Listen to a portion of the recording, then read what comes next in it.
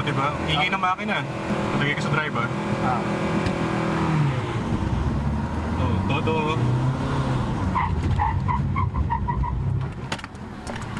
Oh, huminto, di ba? Ang design ng kotse, kailangan mas malakas ang preno.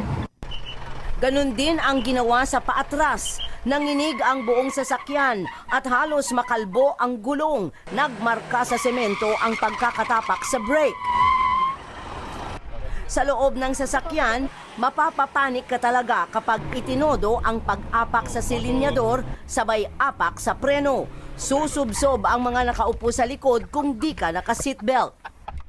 Sa pag-testing nila, walang palpak sa brakes, walang palpak sa accelerator, kaya walang palpak sa Montero. Simple lang ang sabi ng Mitsubishi, kung totoo mang nagkaroon ng SUA, preno lang ng todo-todo, titigil at titigil ang sasakyan. Armado umano ng lahat ng